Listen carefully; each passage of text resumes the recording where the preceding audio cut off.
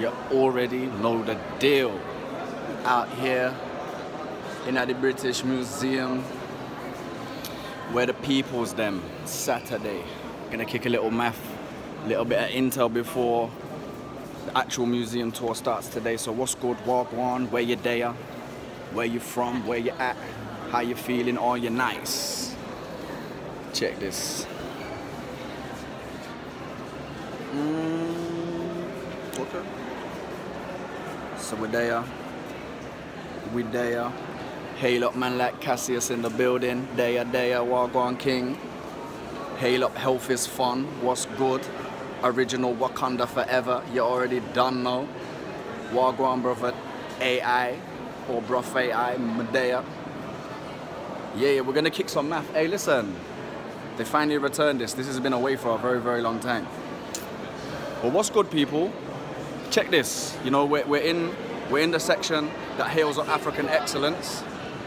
However, you're not gonna see many Africans in here.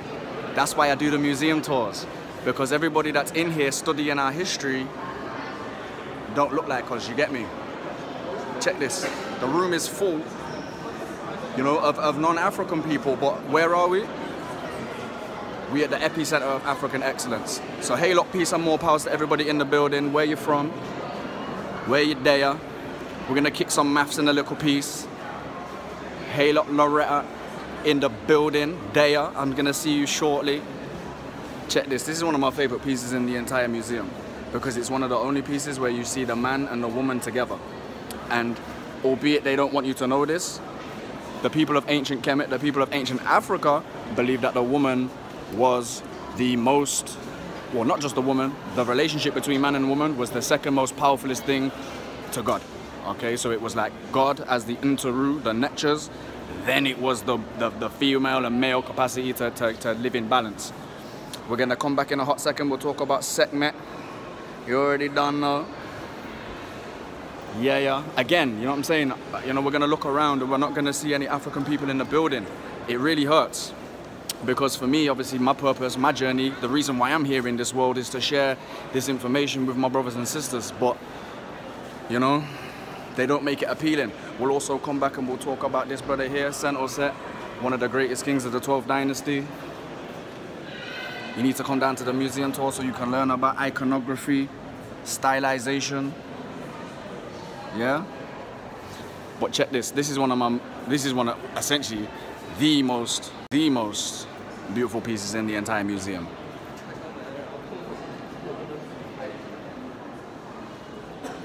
This is called a car door. Not a car door, a ka door. Because the people in ancient Kemet, so in the ancient language of Medu Neter, which is hieroglyphics, they called the spirit the ka. Yeah? And this, of course, is a ka door. They believe that the spirit would come to and from this door to enter the dead world and the real world, you get me? But hold on, we're getting to the start of the bit that I'm gonna talk you through. But how is everybody feeling today? These are not rhetorical questions. Are you feeling good? Are you nice? Hail up everybody who's coming down to the British Museum tour today. You know that we're gonna get it in. We don't play no games. So anyway, we'll start with this brother here, yeah? We'll start with this brother here. This is Amenhotep III. This is Amenhotep III. He is considered to be like one of the most successful, one of the most powerful kings of Kemetic history. Yeah, he was alive during that what's called the 18th dynasty. He was so prolific simply because he wasn't like a warrior king. He was more of a diplomat. He was a very intelligent king. Okay, the reason why he was an intelligent king is at this point in time, ancient Kemet was the epicenter of the world. Okay, everybody would send their scholars there. Everybody would send their theologians there. Basically, ancient Kemet was the hotspot, just like London and New York and all of these major cities are. This is what ancient Kemet was back in the day under his rule. So everybody wanted a piece of the pie, and with everybody wanting a piece of the pie, that means you have to be, you know, diplomatically intelligent. You have to be able to protect yourself. You have to be able to look after your people and your kingdom. And what he said was, instead of me going to war with you and your people, so let's say, for example, Mesopotamia. Mesopotamia was a big enemy and a big contender for power at this period of time. Amunhotep said, you know what? Instead of us going to beef and going into war, you send me one of your women and I'll marry her. Okay? So Amunhotep ended up with having over 8 wives. Okay? So he was a polygamist. And polygamy is something we'll talk about in just a moment. But this is Amunhotep. So people who don't know, I'm at the British Museum in central London. The tickets are available. In fact, if you don't know about it by now, you're not gonna make it.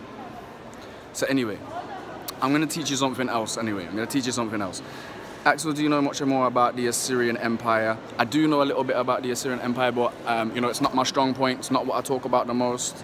Maybe one day I'll do a session on that. But basically, I want to teach you about this. Okay? First and foremost, yeah, the reason... In fact, let me go over here. Firstly, yeah, the reason why we know so confidently that there was at least 3,000 years worth of kingship, existence, and rulership in ancient Kemet is because of things like this, okay? This is called a king's list, okay? This is called a king's list, right? And each and every single king that sat down on the throne was required to make one of these king's lists to holler and honor and hail up every single king that came before him. So with this, it provides us evidence about who certain kings were. Now, this was from a king called Ramesses. Yeah, Ramesses the great builder as he has been come to known. Okay, but what we find on here is each king is listed 5 times. Each king has 5 names. Okay, each king has 5 names, right? So I'm gonna show you and talk to you about that right now. Hey, look, Natsu in the building. Daya, wagwan, my sister. So look, check this. Okay, typically whenever you see these statues, so let me just go back round to the front of him. This is him, Amunhotep III, Daya, looking all astute and studious. But Amunhotep has 5 names, okay? 5 names. And you will always, or typically always, see them on the back of the statue, okay? So first and foremost, this is his first name, okay? This is his Nebti name. This is his 2 ladies' names. These are the 2 protectors of Kemet, okay? So this is his first name. His second name is the Golden Haru name. Okay, the third name is his standard Haru name. This is the name that his mom gave him, his pronoun. And then this is like his king's name, Neb Ma'at Ra. Yeah? So the reason why I always think that it's interesting to note, and it's always like a good point to mention, is the fact that in the Bible, yeah, Pharaoh is mentioned. But Pharaoh has 5 names. So you haven't got the respect, the time, the decency to even find one of his names when they're listed on walls, remember, okay? It's not like this information was hidden, okay? The information was not hidden because there was king's lists. So essentially, this now reverts back to my first point. Why it is so important that we as Black African Caribbean melanated people take charge of our education and start getting back into museums, start getting our noses back in books, because they're not giving us the correct information. They're lying to us. In fact, you know what? I'm going to show you something else. And this really pissed me off the first time that I seen it. I couldn't believe it. Yeah? First and foremost, of course, if you're in, you know, an institution as celebrated and as academic as the British Museum, you would expect them to get things correct. However, yeah, you know, I'm not the strongest reader of the hieroglyphics, yeah, but I know that that does not say Tutmosis. The reason that I know that that does not say Tutmosis is because it's Amunhotep III, yeah. The reason I know that is because the glyphs are the same here as they are for Amunhotep III. So these, you know, it might be like, people will be like, oh, you know, it's not that important because, you know, they're 6,000 years old or they're 8,000 years old or whatever. And I'm just like, no, that's not true. Because if you have an incorrect vision of the past, how can you correctly move forward? And that's why I find it so very important that we as African people get back into our history. Anyway, let's kick some actual info anyway, because I don't want to rant. I'd rather give you some actual information you can work with. Check this though, check this. So of course, it is made of pink granite. This is Amunhotep III. This was actually made around towards the end of his rule. Look at the lips on this. Let me just zoom in on the lips because the lips are amazing.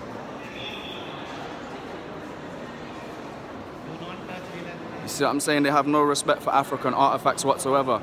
No respect.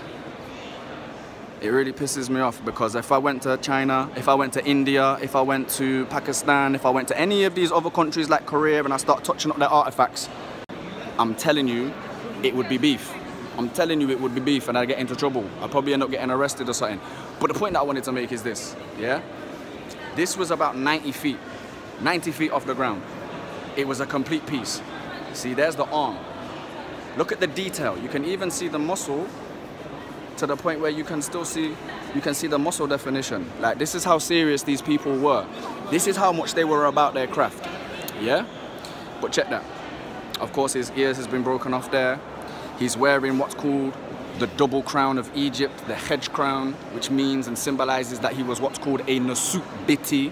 The Nasut Biti is the king of both Upper and Lower Egypt, because sometimes Egypt was politically fragmented, and therefore, you know, there was a king of Upper Egypt and a king of Lower Egypt. But check this. Check this.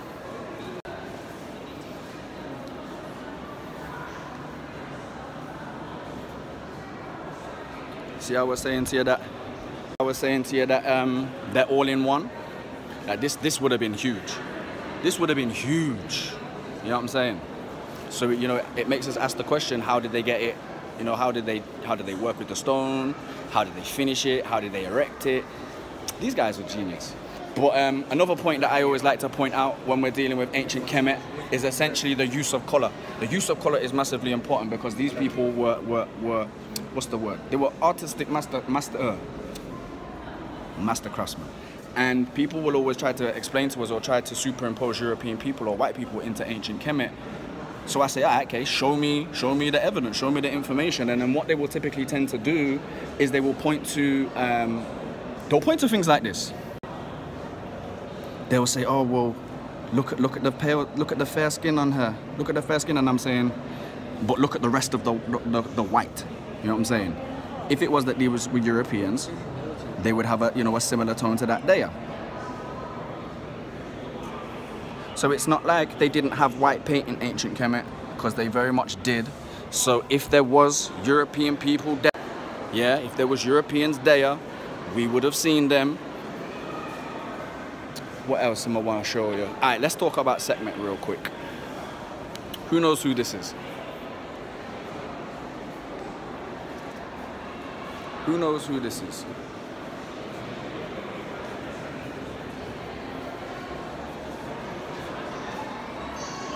Who's this? Oh, not her. Not her. Who's this?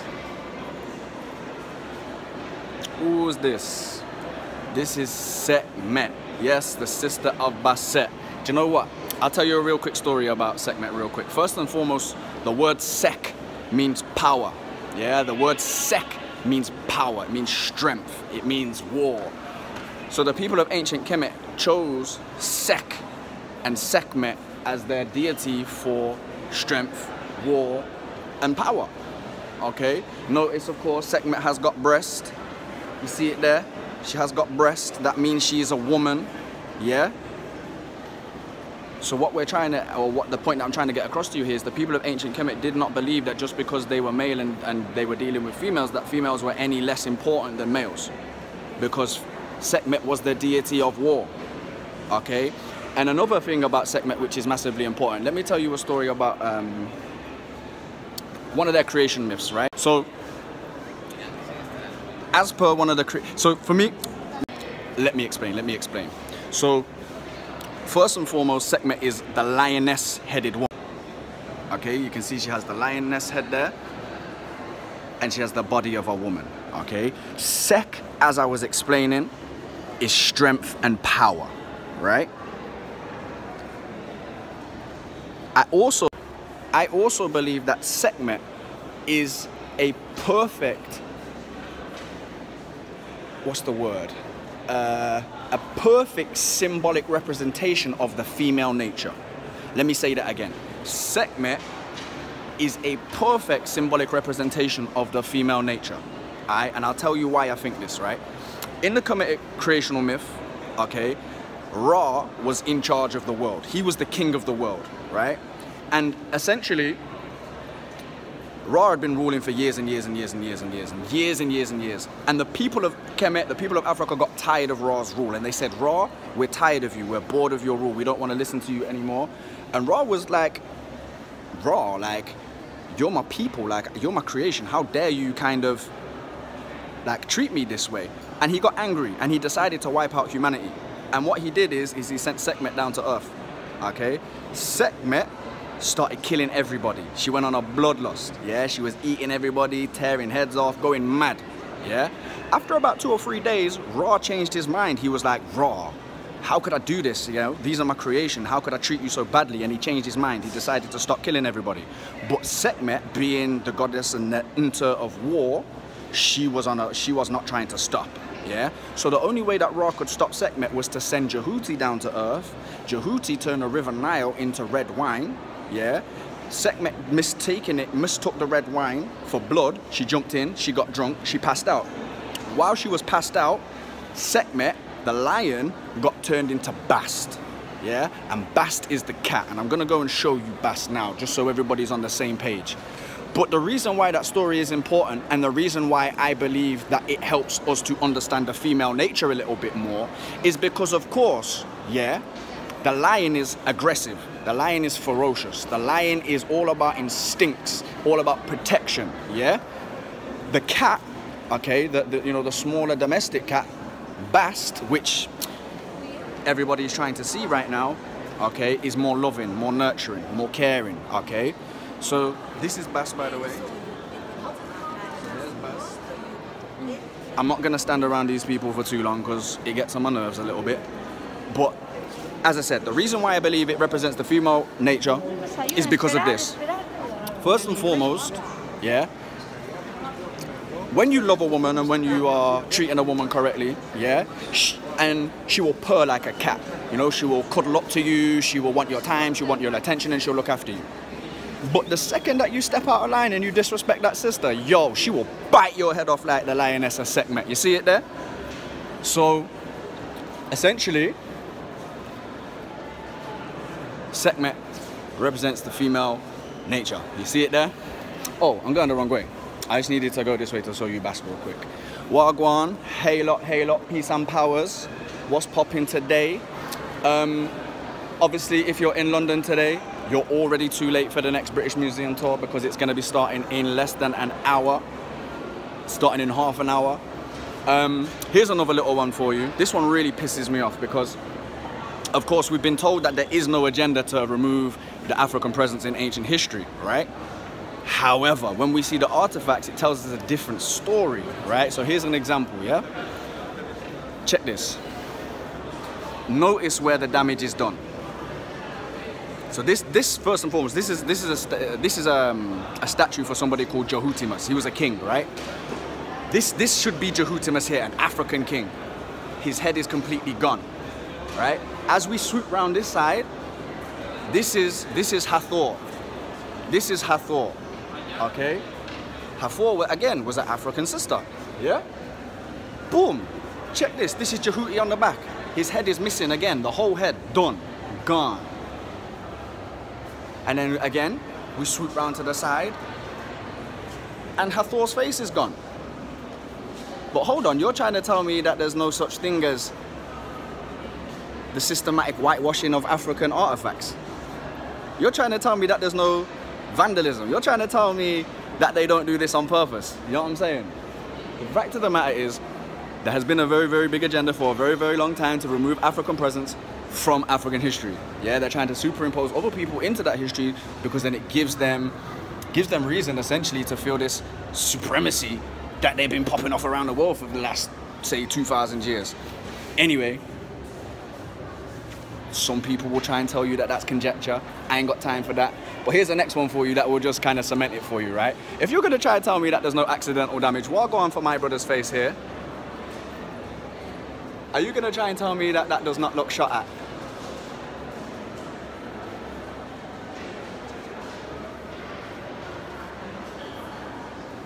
I'm not gonna lie, it looks like Emmett Till. It looks like what they did to Emmett Till. It looks like what they did to Emmett Till. The blood fire. Anyway.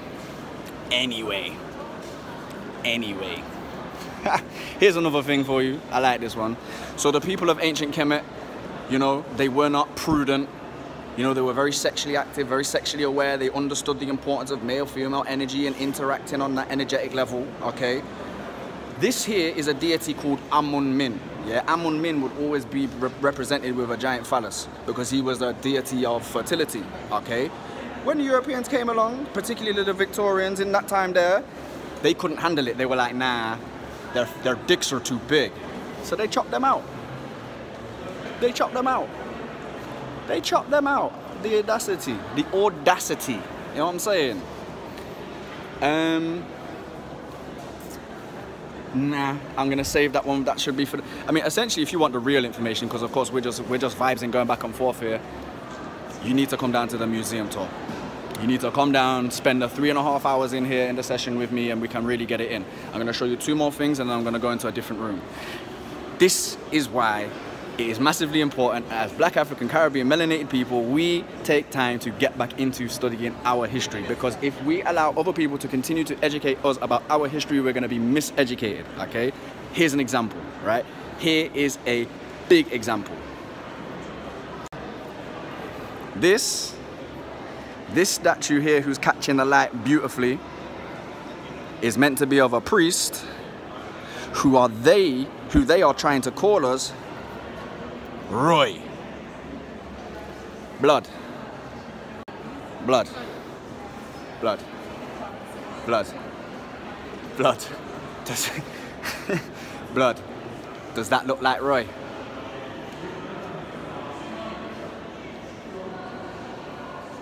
Does that look like Roy? So again, back to the point that I was making about why it's so important for us to start getting back into our history. As I explained to you earlier, all statues have the names of the people on the back.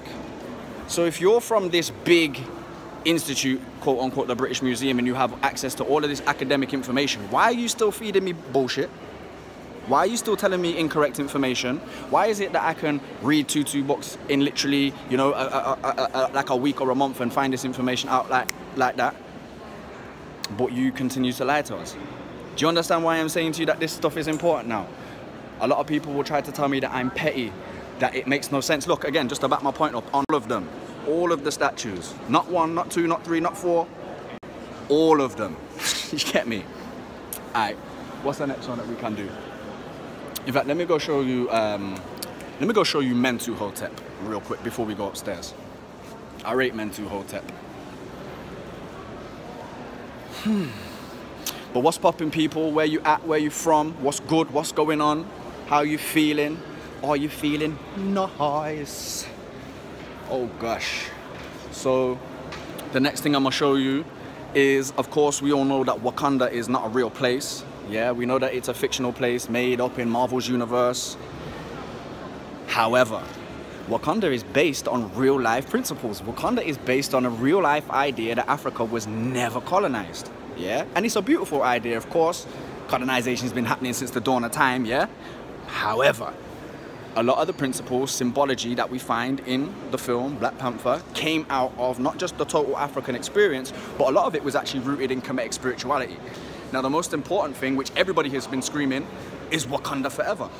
The reality is it should be Wakongo forever, but we'll settle.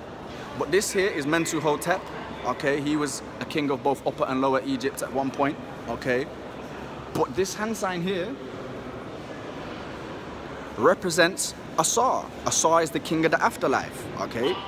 It was Asar who was thought to be responsible for people passing into Duat, what we would call heaven, okay? So, Wakongo forever. Somebody take a screenshot for me and send it to me. Someone send me a screenshot of this. Don't know that, don't know. Cheers. I'm playing with you. I play too much. I play too much. I play too much. But you know what? Because I have about maybe 20 minutes left until the next session. I have 25 minutes until the next session. So I'm going to show you one more thing. And then I'm going to go take a break. But Has anybody got any questions? That's a good one. Has anybody got any questions? I'm gonna teach you another little thing real quick. So 2 things. This is one, and I'm gonna show you one other thing. This here, albeit it's a very standard statue, nothing too special about it. Okay? Nothing special. But I just want to teach you a little bit of symbology. Okay? Of course, we all know that the left side of the body is the left side where the heart is. Okay? The people of ancient Kemet believe that the heart recorded all of your earthly actions, both your intentions, your thoughts, and your physical actions. So he has his left foot forward. Okay? So the fact that he has his left foot forward, he's trying to symbolize the fact that every time he sets off, whenever he moves on a journey, he's stepping with the intentions of Ma'at. And, stepping with the right intentions, essentially. Bam. So yes, I am from UK. I live in England, Imperial headquarters of the Ross Clark world. Ooh, you missed what I was saying about the stuff on the back. You're gonna have to holler at me a different time so I can fill you in, sister. But essentially, in fact, you know what? I'm right here now, so I can just tell you again real quick. Okay. This is Amenhotep III.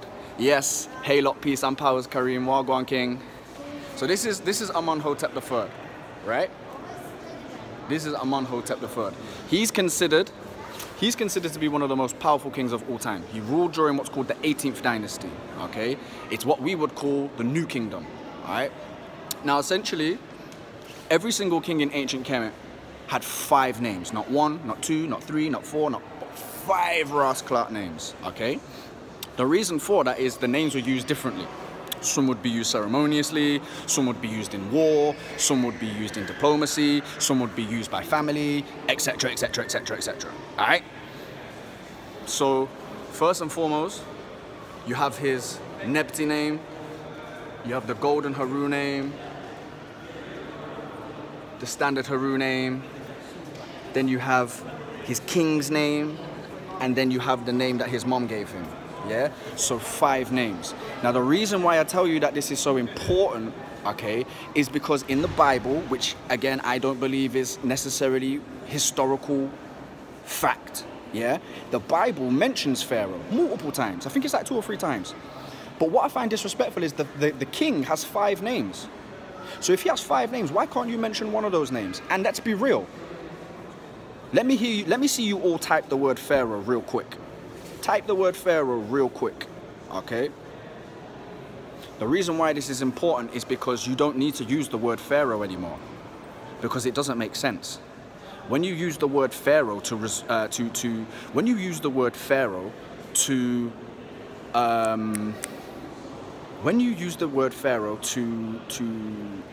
talk about the king,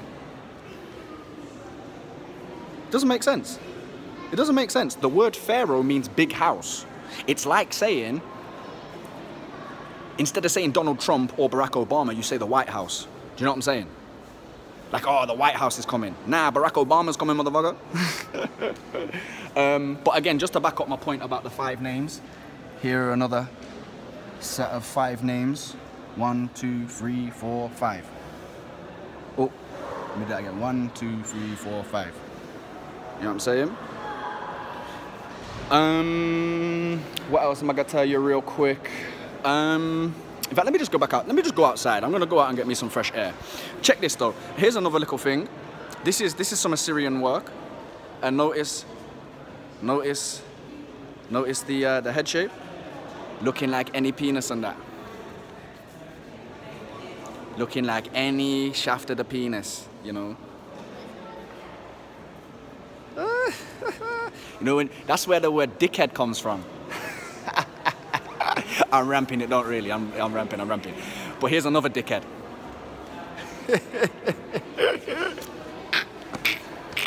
I play too much.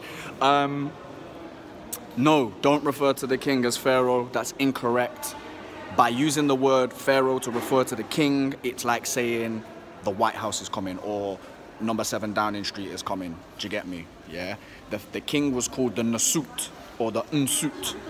Yeah. Or the Unsut Biti. Yeah. My apologies. I'm very sorry, Empress Eunice. Very sorry, my youths. Them. Don't use that language there. It's terrible language. I'm sorry. I'm sorry. Here's one for the kids. Here's one for the kids then, Princess Eunice. So I remember being in history back in high school, right? And we would be talking about the Roman Empire and we'd be gassed because of course we're told that the Romans were the best that ever existed. And I'm like, okay, where were the black Romans at then? But they don't tell us nothing about no black Romans, like say they didn't exist. Well, this here, yeah, is Emperor Septimus Severus, yeah? Emperor Septimus Severus, okay? Now, Emperor Septimus Severus, albeit he looks like any old white brother, looks like he could have been rolling around with Robin Hood and his merry men, yeah? He was an African brother. He was born in a place called Tunis. Tunis, it was a Roman province, he was born in basically where Libya is today, which at the time was a Roman province, okay? And he rose through the ranks to become the emperor. In fact, he rose through the ranks during a period of time called the Age of the Seven Armies or something like this. And his army was so bad, he got so much support from all of these different areas that the other Roman generals didn't want it with him. So when he marched on Rome, the senators were just like, yo, Septimus, you can be the emperor, okay? So when Septimus Severus became the emperor, he actually came over to here, to Britain. He came over here to the imperial headquarters of the world. And he came to a place called Hadrian's Wall. And he did a lot of building and excavations work. And in fact, if Septimus Severus wasn't stopped when he was, Britain would still be under a Roman rule. Albeit I do believe that the Romans didn't die off. They simply just went secret and militant with the way that they were kind of implementing their rule. And I still think that we're under Roman rule right now. But yes, Emperor Septimus Severus, okay? He is a victim of something called iconoclasm, okay? Iconoclasm, yeah, is the systematic whitewashing of images, okay? The systematic whitewashing of images. Sorry, brother. So yeah, bam. I'm out here at the British Museum. Check the roof. Check the roof then. But I have to go and meet the tour guys. Yeah, for the tour guys. Yeah, hey look, I got gang members in the building already. I'm just doing it live. What's good? What's good? What's your name, sorry, fam? Theodore. Pardon, sorry? Theodore. Theodore, nice to meet you. What's your name, sorry, sis? Diane. Nice to meet you, Diane. What's your name? Jeez, nice to meet you. What's your name, fam? Nice to meet you, fam. Yo, you bought the tickets, yeah? Powers, thank you very much. And you're here on time. Halo. There's a little cloakroom down. Oh, there's a cloakroom down there if you want to pop bags in there. Drinks and juices around. And what's the time now? Oh, we still got a little while. Oh, let me just lock this little live stream off and then I'll come in and I'll get you set up. Yes, so guys, I have to go. I have to shoot because we're back, we're in the building. I have the museum tour to go. Like I said, you know, if you're not here, you're gonna miss out on the real information. I mean, I've been studying this for quite a while now. I'm quite passionate about it. You know, it's not a game. You know, I work with educational institutes up and down the country, consulting on, you know, Kemetic history, African history. So this isn't, I'm not just tapping into Google each night. Like, I read books. You know, I have conversations with serious people. I have debates with serious people. Just because you don't see it posted on the gram doesn't mean that I'm not about it. So please continue to support your boy. Please keep your eye on my page. Let other people know about these tours. Let people know that things like this are going on. Because essentially what people are actually finding themselves doing each weekend are going out getting, you know, pissed off. Sorry, my apologies. They're going out, they're getting wavy. They're, you know, doing drugs, wasting their life when they can be reconnecting with themselves, learning things which are massively important, massively empowering. I'll tell you this as a fact, yeah? If I didn't find African history when I did, I'd probably be in prison. I'll probably be rolling around in some gang thing. I'll probably be doing some